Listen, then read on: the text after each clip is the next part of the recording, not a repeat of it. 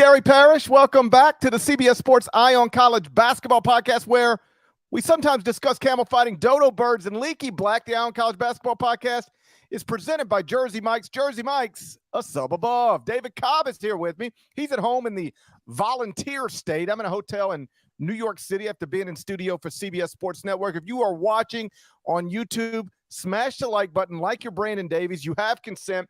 And if you haven't yet subscribed to the CBS Sports College Basketball YouTube channel, please do that while you're here. All right, let's get into it. Saturday night's Elite Eight games, they're in the books. 50% of the Final Four is set. UConn is headed to Houston. Florida Atlantic is headed to Houston. One of these teams is ranked number 1 at KenPom and has been inside the top 6 at KenPom since December 1st. That's UConn, just a monster of a program that has won 4 of the past 23 NCAA tournaments. They're now the favorite to win a 5th NCAA tournament in a 24 tournament span.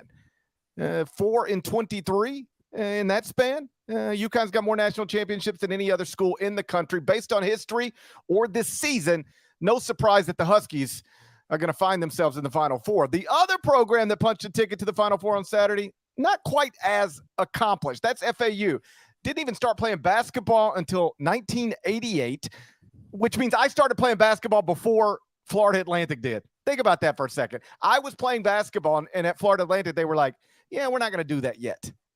But then they started it in 1988, and before this season, they had only been to 1 NCAA tournament, had never won a game in the NCAA tournament.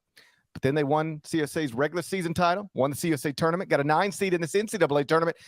Then they beat Memphis, Fairleigh Dickinson, Tennessee, and Kansas State to make the Final Four. They're 35-3. They're an awesome story. David Cobb, before we get into the games individually, just your thoughts on UConn and FAU, 2 programs that are different in basically every way, making up half of our Final Four participants. I'll hit you with a fact right out of the gate. This UConn team is the first since Kentucky in 1996 to win both its Sweet 16 and Elite 8 games by 15 or more points. That Kentucky team went on to win the national title. Incredibly impressive from UConn. FAU, it's a whole nother deal. How do you categorize them? Are they a Cinderella? I think within the context of this season, no. They're 34-3 and have been one of the best teams in college basketball really all year. But within the context of their program as a whole, yes, FAU is a Cinderella. So we got a Cinderella-ish team, and we got a historical power at its absolute best. So a little bit of a mixed bag representing half of the Final Four so far. There's an ongoing debate, I gather, about whether Florida Atlantic is a Cinderella. Because what we typically think of as Cinderella are teams that came out of nowhere. And this team is, again, 35-3. They've been excellent all season. So I don't think it's crazy that this team, Florida Atlantic, this version of Florida Atlantic is in the Final Four, although obviously I did not, and most others did not predict it.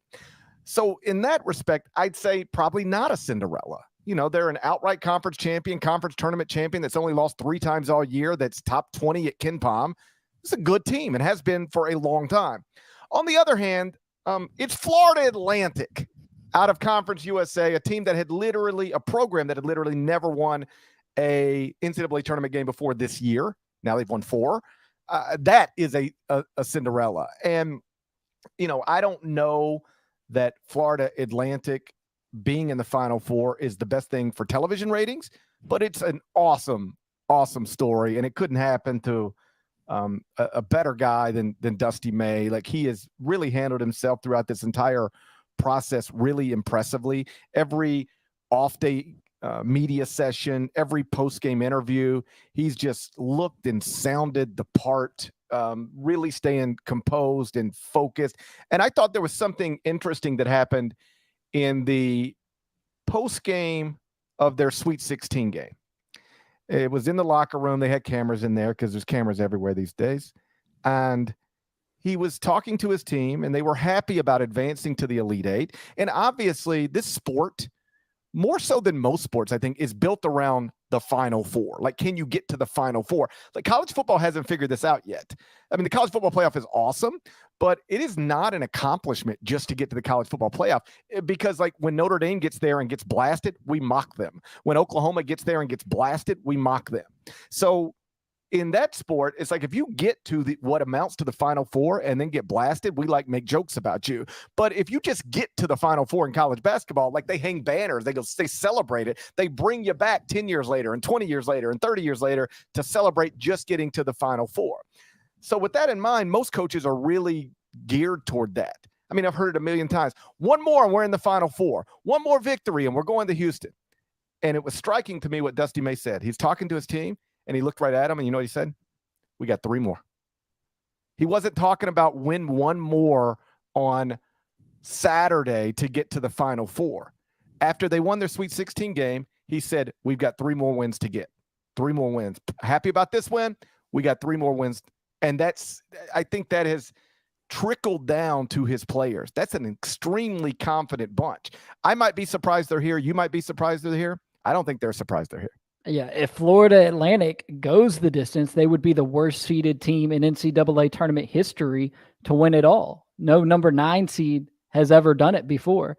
And it's interesting. You go and look, like, it seems as though there's some surprise, and rightfully so, around the country about how this number 9 seed made the Final Four and how it demonstrated all this parity around the sport. But you go and look, last year there was a number 8 seed. That was North Carolina, granted, but there was a number 8 seed in last year's Final Four that even reached the national title game.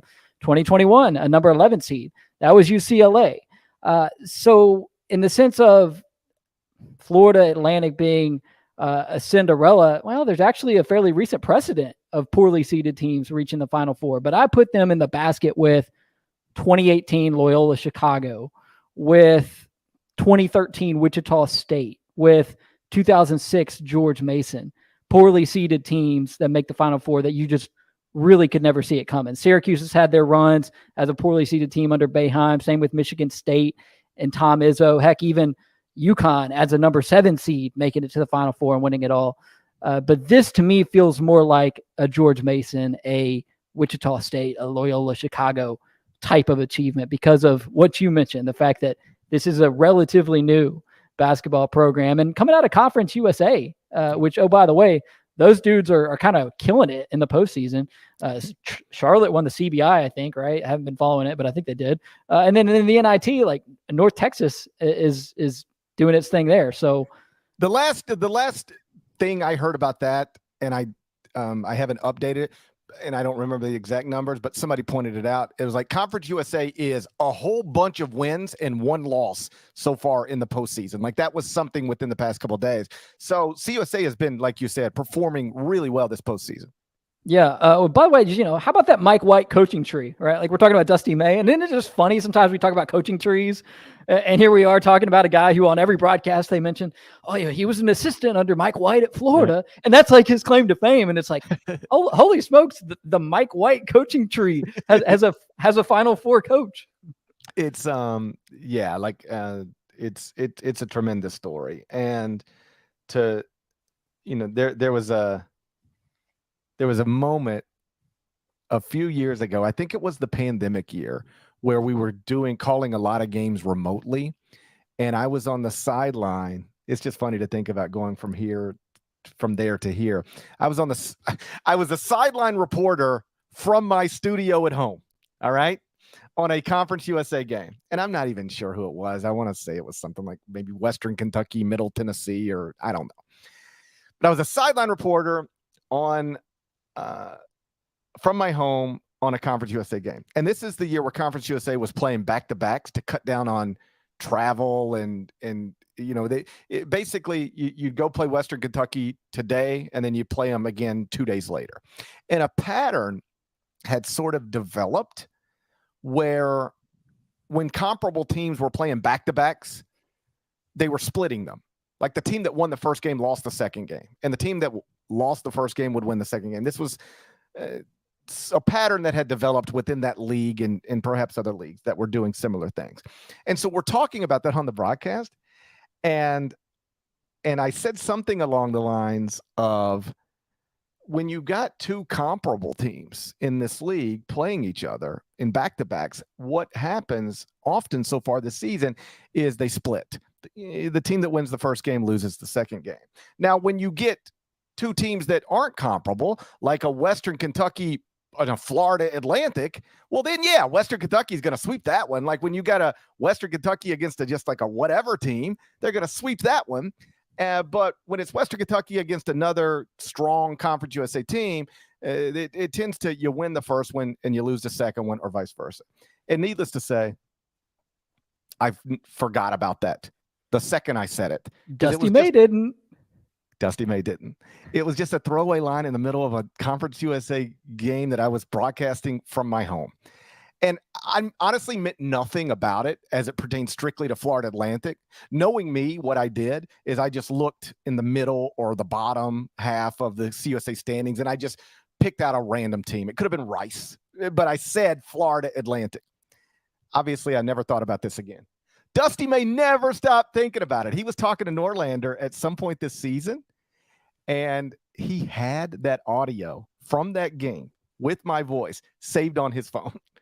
He told Norlander about it. Norlander was like, "You have that?" He's like, "Yeah." He sent it to him. And then we, I think, played it actually on an Eye on College basketball podcast earlier in this season, when I was actually making the case that Florida Atlantic deserved to be ranked and people were sleeping on them. So to go from that moment, to this is incredible. You were the bulletin board material. If not for the motivation that you provided Florida Atlantic, they would not be here. Well, it is a reminder that you really do, when you have the stages we have, you have to, you need to watch everything you say, because, that whatever you say about somebody is probably going to get back to them. Heck, Florida Atlantic was probably just happy to have somebody in the national media who mentioned them. Yes. I could just see Dusty May sitting at home. He's got a night off. He's watching a fellow Conference USA game, and it's like, "Yo, GP, why you putting us in your mouth? Like, what are you doing? What are you bringing us up for? Just focus on these guys. Don't bring us up and crap on us." So yes, I was on some level bulletin board material for Dusty May. Me and Dusty texted about it earlier in the season. We were laughing back and forth. He's awesome. And so for them to be in this position is awesome. And it also, and then we'll get to the games individually next. How they got here is just a reminder of how thin the margins are. Because think about where they were a week ago. Down a point with 7 seconds to go against Memphis. And if Memphis gets a timeout call instead of a jump ball, and frankly, it should have probably been a timeout. You had at least two players signaling for a timeout, and the refs called it a jump ball. Memphis probably wins the game. Not definitely wins the game, but probably wins the game. And then this story is just, it's nothing. Nobody is talking about Florida Atlantic. It's just they were a good team from Conference USA that got bounced by a good team from the American in the round of 64. We probably don't even remember it unless you're a Florida Atlantic fan or a Memphis fan. And yet, because that call went their way, and Memphis had a terrible defensive breakdown, and some of it was self-inflicted, Florida Atlantic advances from that, then gets to play a 16 seed in the round of 32, and now 2 wins later is in the Final Four. Let's keep it going real quick on that note, because we've seen some senior guards make some confounding mistakes. The one you mentioned from Kendrick Davis with that turnover that really helped FAU win that first round game. Let's just say hypothetically that Kihei Clark doesn't do the over the head pass. Yeah. And then it's Virginia playing San Diego State instead of Furman in the second round. Is San Diego State still around? Then we'll do one more. What if DeJuan Harris gets the ball across half court without committing a 10-second violation? Could Kansas still be around? I mean, the margin is very thin. Yes. There's a lot of things like that. All right. So we will get into both games individually. The Florida Atlantic Kansas State game and the UConn Gonzaga game next. We'll take them in the order that they were played. But first, a word from our partners.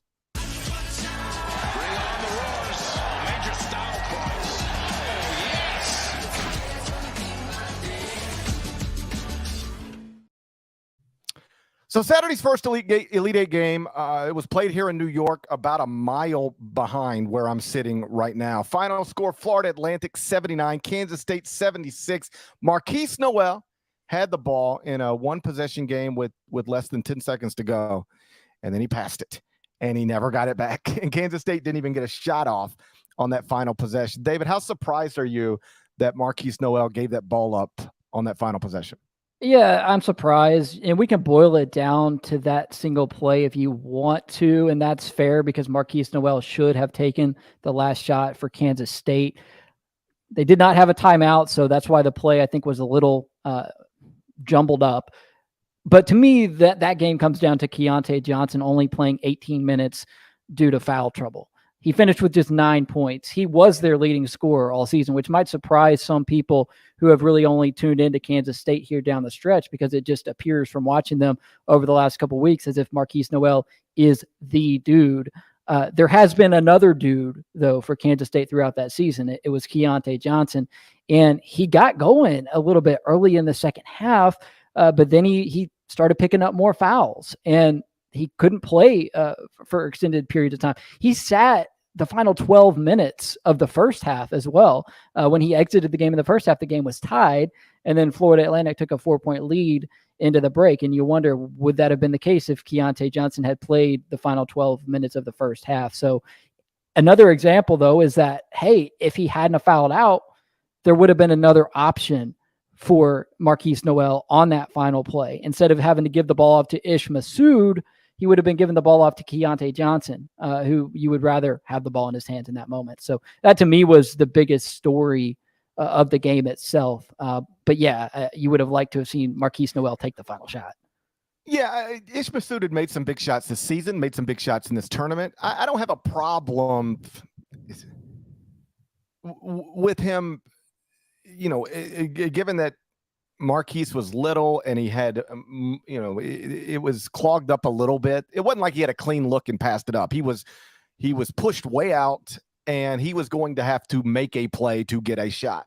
So I don't have a problem with it, generally speaking, but like ultimately you are the star of this team. You've been the star of this tournament. You are in Madison Square Garden. You only get this shot one time. Take it. And I'll live with whatever. I'll live with a bad shot from you, but I want a shot from you in this moment, because he was playing well. He was 8 of 21 from the field, 5 of 11 from three, 9 of 10 from the free throw line, 30 points, 12 assists, 5 steals, 5 of 11 from three. I would have liked to have seen a 12th 3-point attempt. Whatever happens with it, happens with it. But when Kansas State is coming up the court in that moment, in that possession, I was certain he was going to take the shot, and I was shocked when he gave the ball up. By the way, according to Jared Burson, who is the king of ESPN stats and info, there have only been 3 games in the NCAA tournament since steals became an official stat in 1986 where somebody has scored 20-plus points, had 10-plus assists, and 5-plus steals. And Marquise Noel has 2 of the 3. They came this weekend. Marquise Noel did it on Thursday. He did it on Saturday. And the only other time it's been done, again, since steals became an official stat in 1986, Anderson Hunt at UNLV in 1990. So that speaks to what kind of dominant performer he was in this event. And when I turn in my CBS Sports All-America ballot on Monday, I think Marquise Noel is going to be on my first team. I think I will vote Marquise Noel, first team All-American. We've explained it before. One of the reasons we wait later than most to do All-American teams, and National Player of the Year, Coach of the Year, Freshman of the Year, all that stuff, is to have as much data as possible, or at least more data than we have at the end of the regular season or at the end of the conference tournaments, because sometimes guys who are fringe All-Americans or third-team All-Americans actually do things in this tournament that when you look back on a season, they're going to be the guys you remember. And they're going to be the ones who are the stories. And if you vote at the end of the regular season, you miss out on some of that stuff. Most famously, Kemba Walker in UConn's national championship year. So would I have voted Marquise Noel a first-team All-American 3 weeks ago? Probably not. I would have probably had him the third team, something like that. I think based on what he and his team did in this tournament, I'll vote Marquise Noel first team All-American when I turn in my ballot on Monday.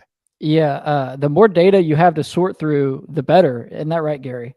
That's what I learned over at barttorvik.com. Yeah, I also didn't realize until Nada had the stat broadcast pulled up that FAU committed 22 turnovers. I guess in the back of my mind, I knew that they committed a bunch of turnovers, but they committed 22 turnovers, leading to 30 Kansas State points and still managed to win this game. I think that's what's so impressive about FAU. You keep looking for a flukish result or a simple explanation or some sort of individual performance that you can kind of hang your hat on and say, oh, well, that's why Florida Atlantic is still around in this tournament, or that's why Florida Atlantic beat Tennessee, beat Kansas State, beat Memphis. When in reality, they're just rock solid all the way through. I mean, they had 4 players in double figures tonight. The guy who averages the 9th most minutes on that Florida Atlantic team provided them with 7 points tonight. And you just go up and down. Kansas State actually made more 3-pointers tonight than Florida Atlantic did.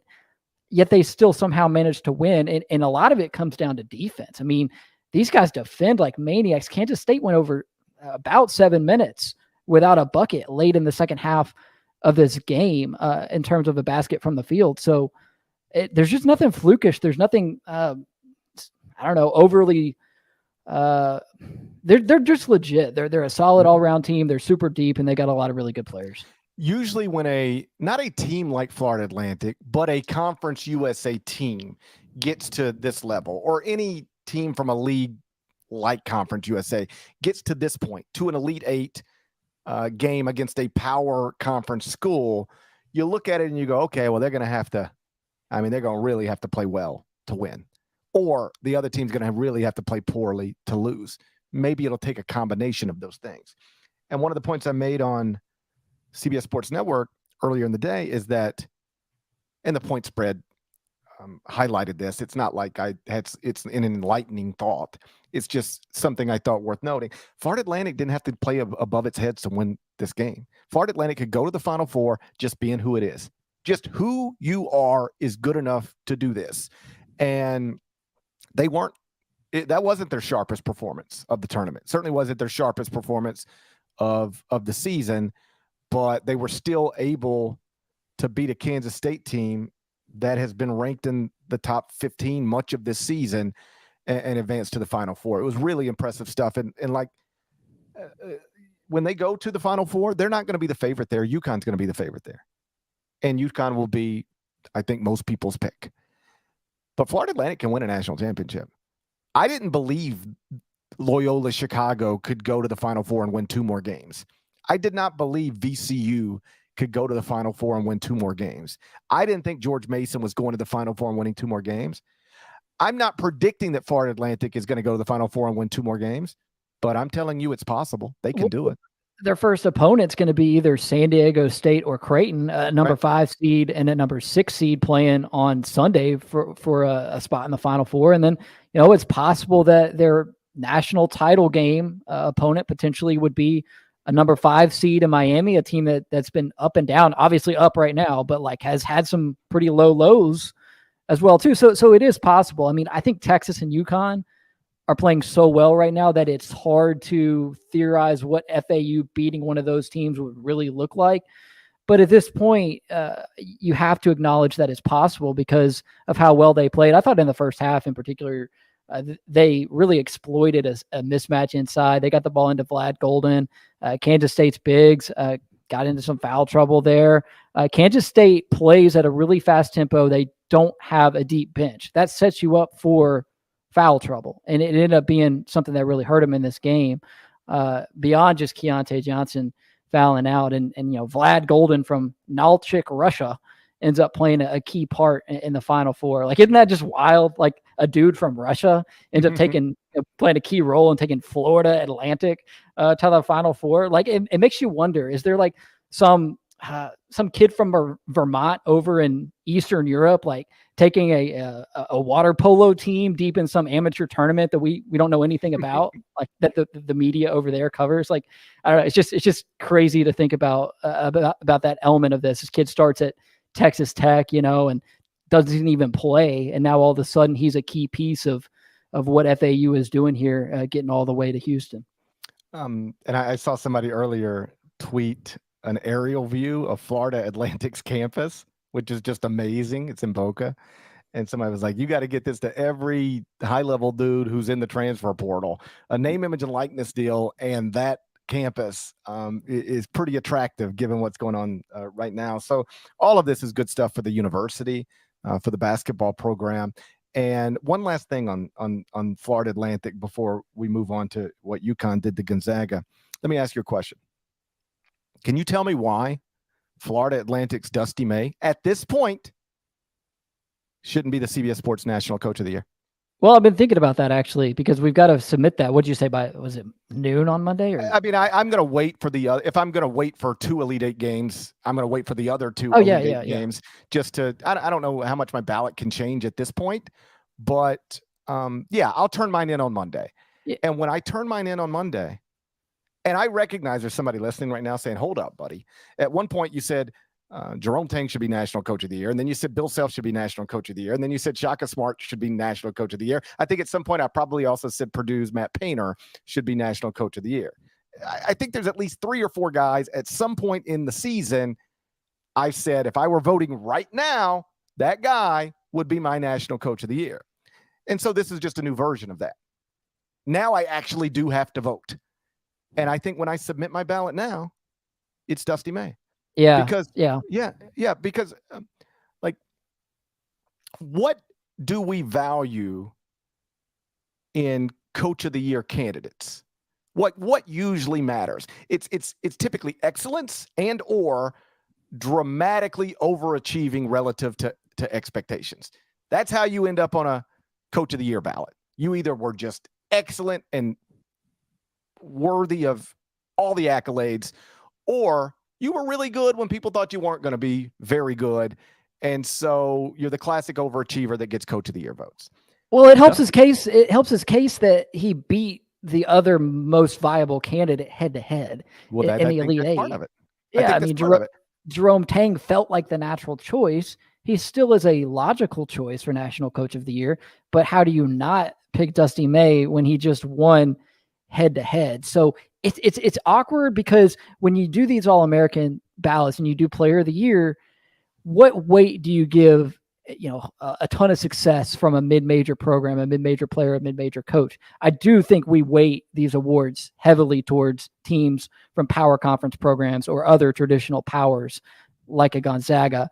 But in this case, Florida Atlantic has become that this season. They're playing in the Final Four now. So I lean towards Dusty May, but I'm getting some affirmation from you, which I kind of appreciate, because, you don't want to be the only guy who votes for somebody. I don't know.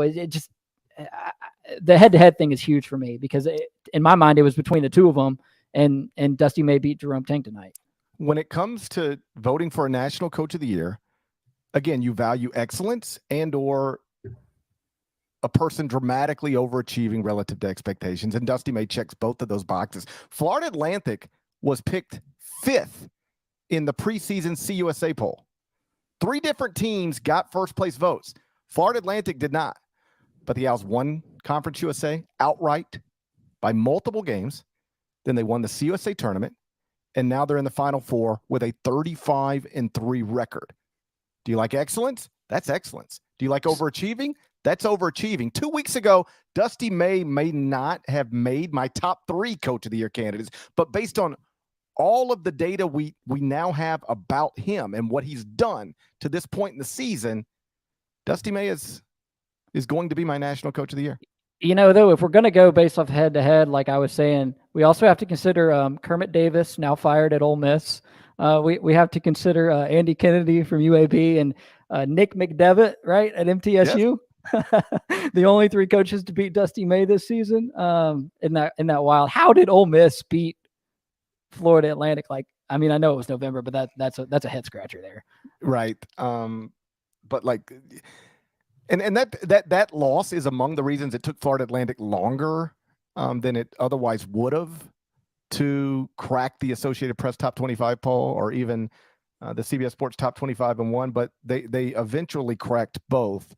And now I believe the KenPom numbers have updated. Florida Atlantic is up to 17th at KenPom. So this is a legitimate basketball team. It's an incredible story and an unlikely story, but this is a legitimate basketball team with I think realistic national championship hopes. Again, with most of those so-called mid-majors that have advanced to the Final Four, I gave them almost no shot to win another game, much less two more. I mean, it's one of the simplest things anybody's ever said about the Final Four as it pertains to traditional Cinderellas. But the thing that makes winning the national championship very, very difficult, even if you get to the Final Four, is because once you get there, you still got to beat two good teams. And they're probably usually two teams better than you. And that's hard to do.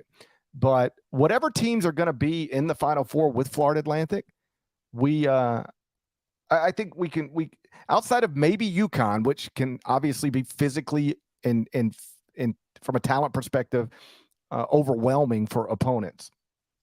I wouldn't put anybody else as a big favorite over Florida Atlantic. I think they can beat anybody left in this tournament, including UConn. And so on Saturday, we're going to have a Final Four game. Check this out. On Saturday, we're going to have a Final Four game between a Conference USA school and either a Mountain West school or a school that was in the Missouri Valley 10 years ago. That's where we're headed. So that's going to be a lot of fun. College basketball, man, it is something else. Well, that's the thing. Like you don't get this in college football, and you can't get these types of stories in most mainstream American sports. Florida Atlantic is the most talked about basketball team in the country right now, and it's a team that, unless you're a real diehard, you weren't talking about or thinking about at all just a few weeks ago. It's an incredible story. Saturday's second Elite Eight game, it lacked the drama that Saturday's first Elite Eight game provided. The final score there, 82-54 UConn. Just an absolute beatdown of Gonzaga. What'd you make of what Dan Hurley's Huskies did to Mark Few's Zags? Yeah, Gonzaga, when the game was still a game, had no answer for Adama Sanogo. My man was on track for the first triple-double in the NCAA tournament since Ja Morant in 2019 until he barely played in the second half because UConn was ahead by so much. But what impressed me the most about Sanogo's performance in particular tonight was when Gonzaga brought the double teams, he was extremely effective as a passer. And then UConn hit double-digit threes tonight for, this surprised me, just the third time this season. According to sportsreference.com, that that UConn has made double-digit three-pointers in a game this season. And when they do that, I mean, they're not going to lose really to anyone. So you said it, a beatdown, and Drew Timmy's foul trouble had a lot to do with that. But Gonzaga was kind of cooked either way. It was going to take a huge rally for them to come back, and I think they were just a little bit gassed after what they went through in the Sweet 16, coming back to beat UCLA.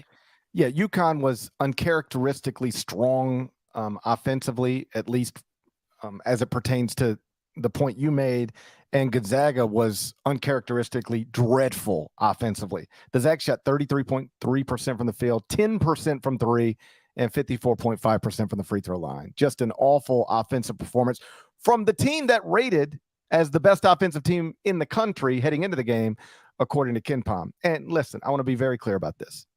UConn was probably winning this game no matter what. The Huskies were up 7 points at the half. They were up 10 points when Drew Timme picked up his fourth foul with 17:39 remaining. Again, that fourth foul didn't change the outcome of the game because UConn was likely winning the game no matter what. But all of that acknowledged, Drew Timme getting a fourth foul with 17:39 left in the game ruined the game. Again, when he went out, Gonzaga down 10. When he came back, 3 minutes and 12 seconds later, Gonzaga was down 21, 58-37. Game was over. As I tweeted, this is such a huge problem in college basketball. How often stars spend so much time on the bench because of foul trouble. We just watched 2 Elite Eight games on Saturday night, and a star was benched because of foul trouble in both games. Keontae Johnson in the first game, Drew Timme in the second. Think about how often, if you're a college basketball fan, Think about how often somebody on your favorite team is on the bench with foul trouble. Now, think about how often somebody on your favorite NBA team is on the bench with foul trouble. Can you imagine LeBron James on the bench with foul trouble with 17 minutes left in Game 7 of the Western Conference semifinals? That kind of stuff rarely happens in the NBA. Think about how many NBA games you watch and how rarely you hear the commentator say, and there's Steph Curry with another foul. He's going to the bench with foul trouble. You just don't really hear it, except with Jaren Jackson Jr. sometimes. I was about to say that. You don't really hear it very often in the NBA, but it always happens in college basketball. And it's a real problem in the sport. I mean, I've sat through Final Four games. I hope this is right. I remember it this way, where it was like Georgetown, Ohio State in the Final Four, Roy Hibbert and Greg Oden, and they were both in foul trouble in the first half, or at least one of them was in foul trouble in the first half. And it just took all of the good stuff away from that game. It's a problem in the sport. I'm not sure the best way to address it. When I tweeted this, I had people saying, oh, well, you don't want it to go to 6 fouls because the Big East tried it one time. And I didn't say get it to 6 fouls. I didn't say anything. I just said it's a problem. I'm open to different ideas on how to address it, but it is undeniably a problem for this. In what other sport are the best players taken off of the field or the court this often? Well, college football has a targeting issue that is kind of similar. But did you hear what Nate Oates said did you have the sound on during the Alabama-San Diego State broadcast the other night? I did, but I'm not sure if I heard what you're referencing. Okay, so Brandon Miller picked up 2 pretty early fouls in the first half of that game, and the sideline reporter, I forget who it is, but asked Nate Oates during they're doing those in-game first half interviews now, and so basically she just got right to the point and was, I can't remember who it was, but it was like, Nate, why are you leaving Brandon Miller on the floor? And he was like, it's win or go home. He's got 2 fouls. He'll have to be smart, but we can't afford to play without him, basically. Right. I thought I'm not endorsing much of what Nate Oates, does, but I'm saying like Jerome Tang probably could have used that philosophy in the first half today, because sitting Keontae Johnson for 12 minutes just was not a practical approach in a one and done single elimination scenario. I agree with you. And I agree with Nate Oates. And I actually had a conversation with Mike Krzyzewski about this several years ago. Because I noticed so many coaches, really good ones, were auto benching their guys with 2 fouls in the first half. It's like you pick up a second foul. I don't care who you are. I don't care where we're at, what we're doing. You're not playing again until the second half. It's almost like a rule, right? And one of the things I noticed is that Mike Krzyzewski doesn't do that. He does not. Like, if RJ Barrett picks up 2 fouls in the first half, he might come out of the game, but he might not. And if he comes out of the game, he's going back in. And I asked Mike, I was like, well, so why is your philosophy on that so different than a lot of other great coaches? Because you handle this in a way that they don't handle it. And he was diplomatic. He said, hey, there's a lot of ways to coach basketball and be good at it and be successful. But he more or less just said, the perception of foul trouble isn't always foul trouble. Like, we always call this foul trouble, but there's not a rule that says if you pick up 2 fouls in the first half, you can't play anymore till the second half. That is a decision coaches make. And it's the same thing. You pick up your 4th foul with 17 minutes to go. There's not a rule that says you have to go to the bench. You can keep playing if your coach leaves you in there, because often what happens is you pick up your 4th foul, 17 minutes to go. Coach holds you out till the 6-minute mark. When you come back, the game's already over and you never even pick up the 5th foul. That's a common thing in college basketball. This is another thing that makes FAU so strong too, though, because they have the depth to where Dusty May can take a guy off the floor, put another guy in. You barely even notice a drop off. Or if a guy does foul out, like Greenlee fouled out for them with about 3 minutes left in this game today, he exits the game, and it wasn't all that impactful because they're deep. They can rotate other guys in. So when you have good depth, it helps you as well. Because one, you can either take a guy out to preserve his fouls, and the guy who comes in is just as good, or you leave him in, he fouls out. Well, you got another guy to put in the game. Well, I can't tell you how many times after I wrote this column about Krzyzewski, and it was more or less like a column like, hey, coaches, maybe listen to the guy who's considered the GOAT. He doesn't think auto benching with 2 fouls in the first half is smart. Maybe you should reconsider if it's something you do. I can't tell you how many texts I got from other coaches saying, hey, GP, Mike's got like 7 McDonald's All-Americans on his bench. So he's just taking it, he could leave in his McDonald's All-American. And if he happens to pick up a 3rd foul or a 4th foul or a 5th foul, well, then he's just replacing him with another McDonald's All-American. We ain't got players like that. And point taken, I get it. But still, the point remains the same. And to circle this back to the Drew Timme thing, it probably wouldn't have mattered no matter what. But when Timme gets that 4th foul with 17 minutes and you're already down 10, you kind of have to go, do we just ride this thing out? And I don't even know if in that moment it would have been smart, because they would have just attacked him.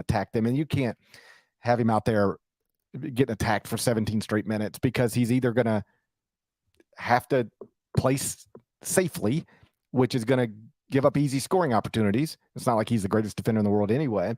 Or he's going to have to foul. And if he fouls, then he's out of the game for good. But it is true that by the time you put him back in the game was already over. Again, the game was probably UConn was winning no matter what. But I hate. And I'm not even arguing the specifics of any one call. Like, that's another thing. You tweet this stuff and people think you're saying all these things that you're not saying. I am not saying these are some of the things people on Twitter said I was saying or implying, that college basketball needs to go to 6 fouls. I didn't say that. There are a lot of smart people who don't think that's actually a good thing for the sport. The Big East tried it one time, and I don't remember it, but by all accounts, it was not good. Oh, you're just going to foul more. We don't need more fouls. That's what people will. The people who are against raising the foul limit to 6 in college basketball will tell you that when the Big East did it, all it did was create more fouls. It did not solve the problems you want to solve. It just created more fouls. So I'm not insisting that they should go to 6. I didn't suggest it, and I'm not insisting that stars. This is another thing. Oh, so you think the stars should get preferential treatment? No. I'm not saying the stars should get preferential treatment. I'm not saying anything other than it's a problem with the sport to have your best players so often on the bench watching high-stakes basketball games. I'd like to get 10 smart people in a room together and have them talk about, okay, this is a problem. We've identified it. How do we fix it? And now let's talk through it. Maybe some good ideas, maybe some bad ideas. Maybe we combine some ideas. But in life, this is at least my perspective. Anytime you have a problem, you should address it.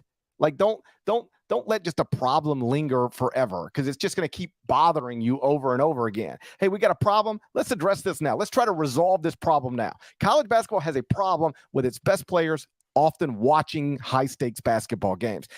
I acknowledge there's not a simple, obvious way to solve it or resolve it or improve it, but there's got to be something we can do, because I think this is 2 straight times, maybe 2 straight times Gonzaga's been eliminated in the NCAA tournament, and one of its stars has been battling foul trouble. It was Chet Holmgren last season and Drew Timme on Saturday night. Yeah, let's send everybody to the Greg McDermott school of not fouling, because on this topic, we're going to see a Creighton team on Sunday who literally is obsessed with avoiding fouls. At one point this season, they were dead last in the country in fouls, and if they're not still dead last in fouls, they're pretty close. I mean, that is a legitimate defensive tenet of the way Greg McDermott coaches his teams, is to avoid fouls, and it's so important for Creighton because they don't have a deep bench. And Kansas State didn't have a deep bench either, but they weren't exactly obsessed with avoiding fouls quite like a Creighton. And it really burned them in this game. And then, Gonzaga, I almost felt like I don't want to say it was a bad call on Timme there with like 17:38 to go, but it seemed kind of just like 2 guys going for a rebound, going for a loose ball. And I don't know if UConn's guy just sold it or what. I just hated to see Drew Timme's career maybe kind of come to an end in a situation like that, because the dude's just been so awesome for so long. And if he goes out with a 28-point loss in which he was barely able to contribute due to foul trouble, that just seems like a poor ending to a great career. And the other thing I get on Twitter and in YouTube comments about this is people, these geniuses. Well, the solution to the problem is just stop fouling. No, that's not the solution. God, I can't stand these people.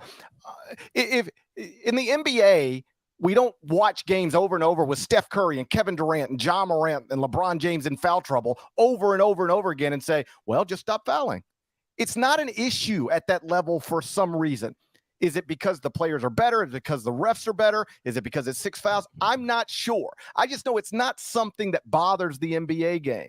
And so just sitting here and watching it bother the college game over and over again and saying, well, the solution is just don't foul. Like, if that was really the solution, don't you think every coach in America would have figured that out by now? There's not a coach in America who couldn't. I promise you could call 20 of them right now and say, tell me about the time you were in a big game and your best player was on the bench in foul trouble. They've all got that story. Not every NBA coach has a bunch of stories like that, but every college coach got a million of them. It's a problem with the sport. I don't know exactly how to fix it, but I do think it should be fixed. Let me ask you this, because in the closing minutes, Drew Timme checked out of the game, got a nice ovation, hugged Mark Few, all that stuff. And Kevin Harlan accurately noted he's still got another year of eligibility. And all indications are that he's done with college basketball. Why? Why is Drew Timme done with college basketball? Dude, you got really fired up about the fouling thing. I get fired. You know what? Here's what happens. You know what happens? This is in all walks of life, or at least my professional life. Because I'll start tweeting every time Tennessee loses in scoring 48 points. And people go, oh, you must hate Tennessee. I don't hate Tennessee. I like Tennessee. My kids might go to school there someday. I love Rick Barnes. I've known him forever. You know what I hate? Stupid Tennessee fans who tweet me. Those are the people I hate. So I'm never proving points to Rick Barnes. I'm proving points to these idiots that won't stay out of my mentions. And it's the same thing on this foul thing.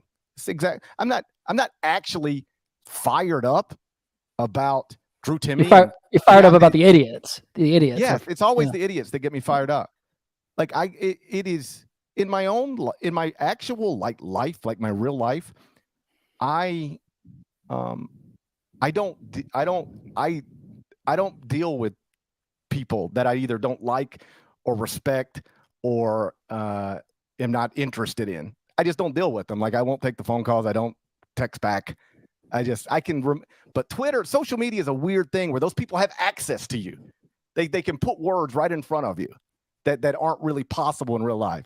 And that's the thing. I'm not fired up that Drew Timme and Keontae Johnson were in foul trouble. I'm fired up that all of these people can't take the point for exactly what it is, nothing more, nothing less. I just hate the dumb people. And the dumb people are the ones who type the most. Fair enough. On your point about Drew Timme, if I'm Drew Timme, I'm going to Mark Few and saying, yeah, you know what, coach, I do have another year of eligibility left. What kind of help are you getting me in the backcourt to make coming back for another season worth it? I don't want to be like mean, but Nolan Hickman and Hunter Salas were really highly touted prospects. They gave Gonzaga nothing tonight. Malachi Smith is kind of having to carry the load. He was brought in to be a reserve transfer from Chattanooga. I mean, we had questions about Gonzaga's guards last year when Rasir Bolton was playing at a higher level and when Andrew Nembhard was playing at a higher level, who's now in the NBA. And like, we had questions about their backcourt then. If Drew Timme, coming back to college basketball for another season is probably only going to be enjoyable for Drew Timme if he has some help in the backcourt, or else he's just going to have another season like this. I mean, yeah, we can get into the fact that he can make more money through NIL playing college basketball because he's a big man whose skill set doesn't mesh with the modern NBA. It's the same conversation we've had about big men in college basketball for the last 2 years now, and that's all valid. Those are all good points. But like, what's going to be different for Drew Timme if he comes back to college basketball next season, if Mark Few doesn't go out and either get some guards out of the portal who can actually play, or I don't know. I mean, I haven't looked at their recruiting class in a hot second, but I'm pretty sure they don't have a 5-star guard coming in. Yeah, I agree with all that. From a basketball perspective, I agree with everything you said. I'm thinking of this strictly as a job perspective. Where is Drew Timme going to be able to find a job that pays him next season playing basketball as much as he can theoretically make, if not definitely make, playing basketball at Gonzaga? Yeah, I mean, I would assume he'd rather stay in college than go to Europe. He could probably make as much in Europe as he can on NIL. But like, do you really want to go and do that? That doesn't seem like playing college basketball is an easier life, to be quite honest, than going to Europe. And or taking a two-way contract, and one day you're sitting on the bench for the Memphis Grizzlies, and the other day you're down practicing in South Haven for the Memphis Hustle in the G League. Like that is probably his life next season if he decides to be a professional basketball player. And so obviously he can do whatever he wants. I don't care. But it seems likely to me at some point in the coming days, weeks, or months, somebody's going to tell him, if you stay at Gonzaga, you can make a package worth X amount of money. And that is almost certainly more money than you're going to make playing professional basketball next season. And oh, by the way, you'll play college basketball one more season with at least on a surface level, another chance to go to a Final Four, another chance to win a national championship. And you'll do it on chartered flights. You'll do it in nice hotels. You'll do it on national television. You'll do it being maybe the best player in the sport. You'll do it in sold out arenas.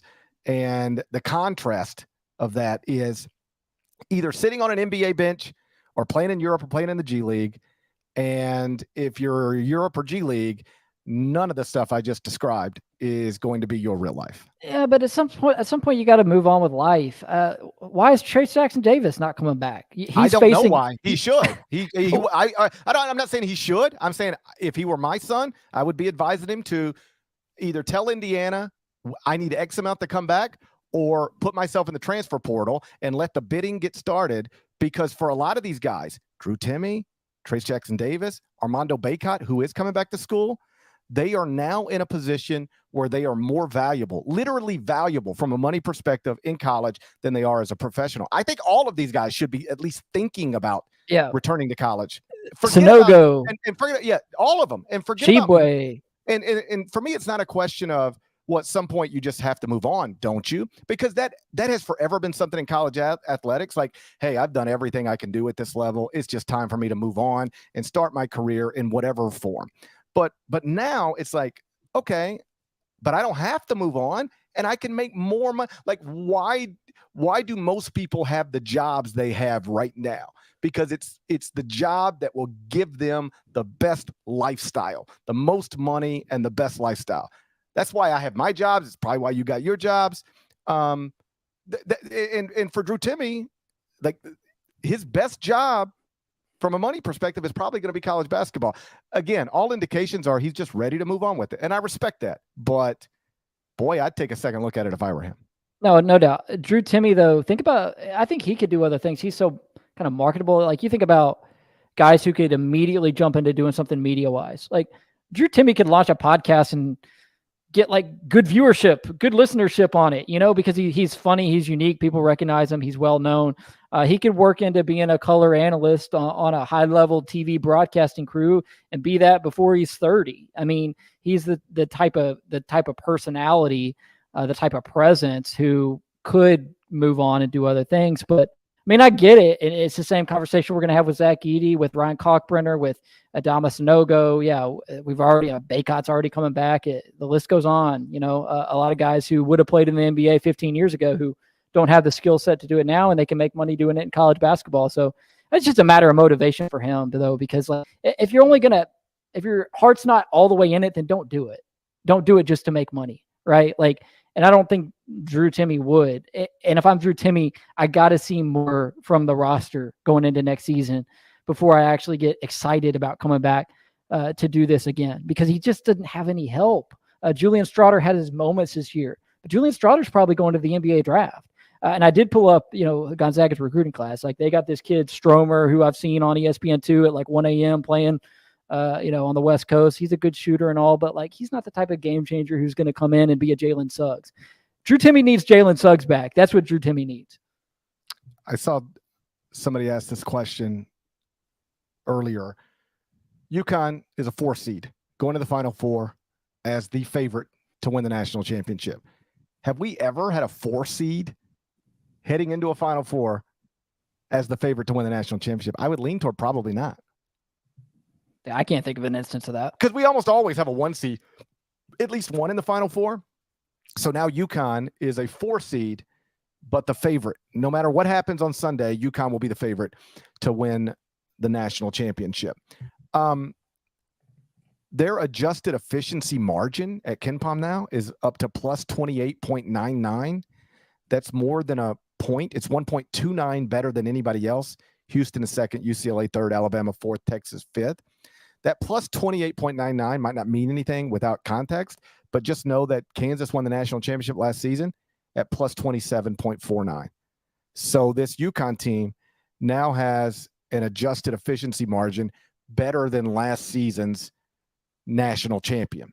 If they do win 2 more games and cut nets on that Monday night in Houston, it will be notable that they did it as a 4 seed.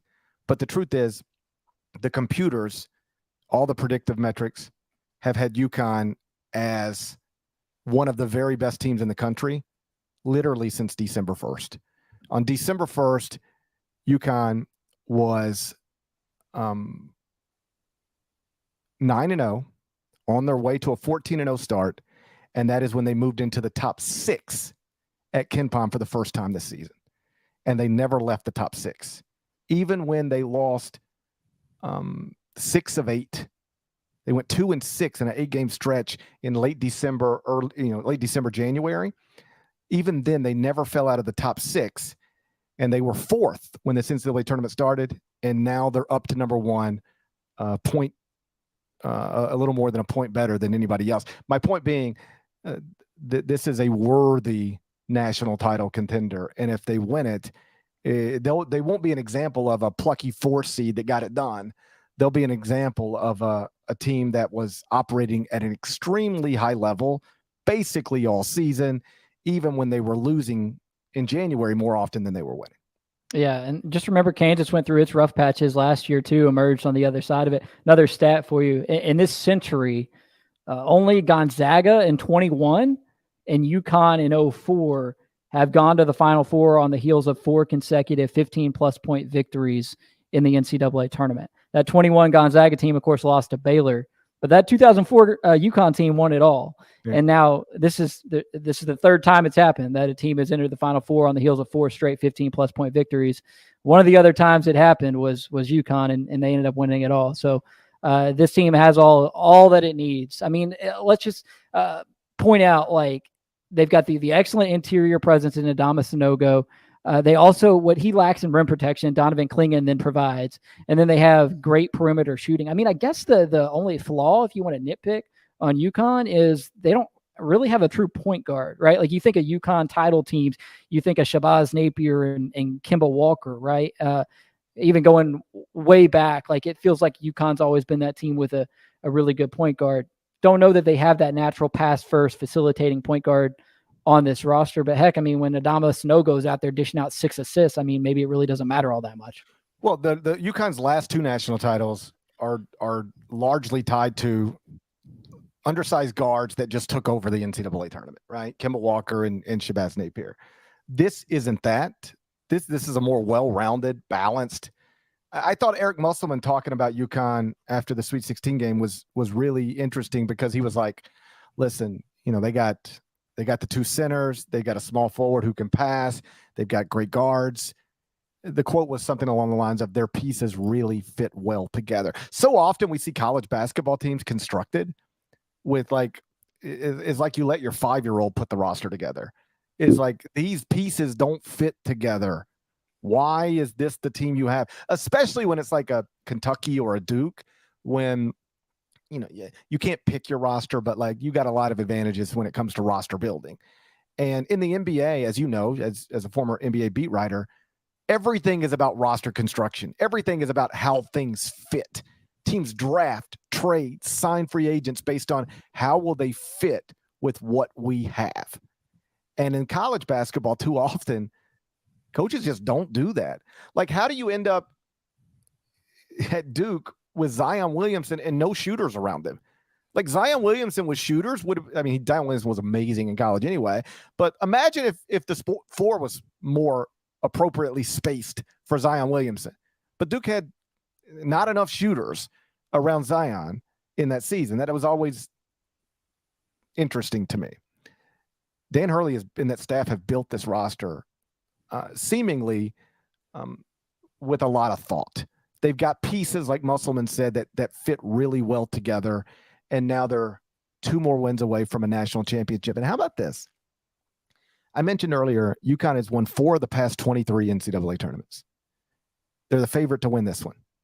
If they go 5 NCAA tournament championships in a 24 tournament span, they're going to be responsible for winning 21% of the past 24 NCAA tournaments. That's 3 different coaches too. 3 different coaches. Like, that's outrageous. Yeah, it is, because it's the multi-era part of it is what sticks out to me. Okay, yeah, Duke won a bunch of titles under Coach K, and I mean, Kentucky's had its share of different coaches who have won national titles there. You think Pitino, Tubby, Calipari, right? But like, especially with what that program kind of went through, the sour ending with Calhoun, and then everything with the sanctions with Ali, and then Dan Hurley had not won am I right about this? He hadn't won an NCAA tournament game before this year, or at least hadn't gotten out of the first weekend. I know that he had not got out of the first weekend. That's true. Yeah. So, no, that was a little bit of a knock on him. Like, I'm not in it every day, like no escalators or any UConn fan, but like that, I gather, was a thing. It was a Dan Hurley thing, lack of NCAA tournament success under Dan Hurley at UConn. But I said this, I guess it was Friday night, about Nate Oates, and it applies to Dan Hurley, and now we're watching it. If you keep building teams that are good enough to advance in this tournament, eventually they will. You just got to keep putting yourself in a position, and then you'll get the hot shooting night. Your opponent will get the foul trouble. Somebody will get the hamstring pull. Eventually, if you keep putting yourself in a good position, and this is a metaphor for life, like, just keep putting yourself in good spots, and good things will happen. It's my advice to young people all the time when anybody is dumb enough to ask me for career advice. I say, get in the door. Get in the door of a place you want to work, even if it's not the job that you want to do. Meet the people who have the jobs that you want to have. Get around them. Be present. Be available. And at least my life has consistently created opportunities for me, not just because I was lucky, although luck is always a part of all this stuff, but because I kept putting myself in a position for good things to happen. And on a either bigger level or smaller level, depending on your perspective, it's the same thing is true with NCAA tournament thing. Just you're running a men's basketball program at the Division I level. Keep assembling the best teams you can get. Keep performing at a level that gives you the type of seed that makes it advantageous to advance. And it won't work for you every time, but eventually you break through. Dan Hurley has now done it, and I suspect Nate Oates will do it someday. Brother, it is officially Sunday, and you have been preaching tonight, bringing all the life lessons to basketball with you know what? We got a fouling problem. And in life, when you have a fouling problem, you fix it.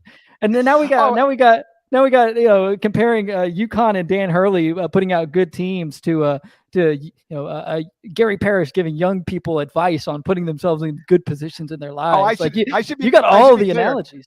I should be clear. I have great advice for everybody. It doesn't mean my own life is running perfectly. I'm pretty good at telling other people what they ought to do. I'm not nearly as good at actually dealing with the stuff on a day-to-day basis. But you get the point. I made this point on Friday's episode, and then we'll get out of here.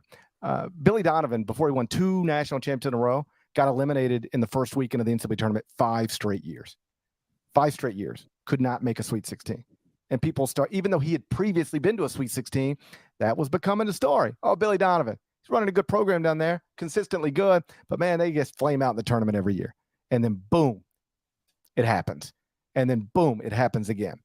And Dan Hurley had been, for at least 3 years now, putting together good UConn teams. And it just didn't happen last year or the year before, but boy, it's happening now.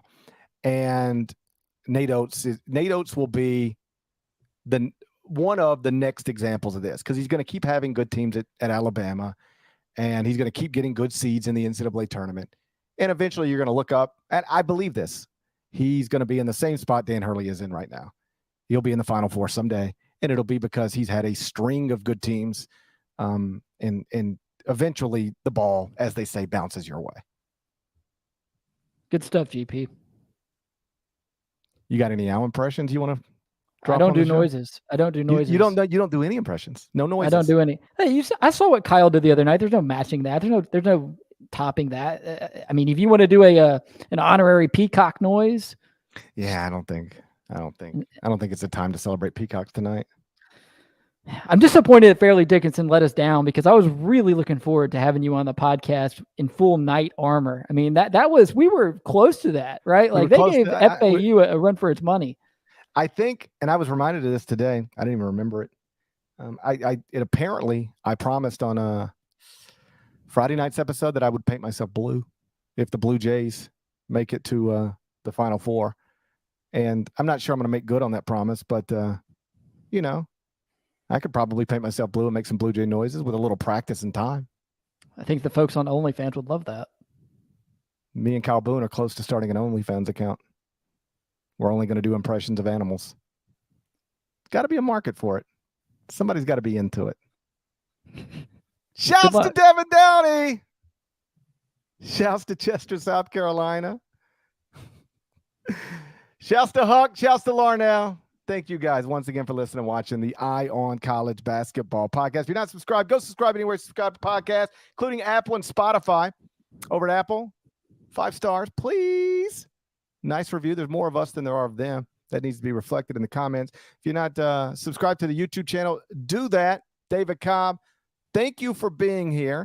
And the next episode of the Eye on College Basketball Podcast is going to be on Sunday night after 2 more teams have punched tickets to the Final Four. Full disclosure, because I didn't think about this even for a second when I booked my flight, I'll be flying home tomorrow night. And I will be in the air the moment the second Elite Eight game ends. And rather than wait on me, because who needs me really, wait on me for it would be 3 hours after the end of the game before I actually get home. I think something like that, maybe 2. Rather than wait on me all that time, I think Matt Norlander and Chip Patterson are going to join you on Sunday night, not long after the second Elite Eight game goes final. So I'll be watching that, maybe from the air, and I hope you do too. Till then, take care.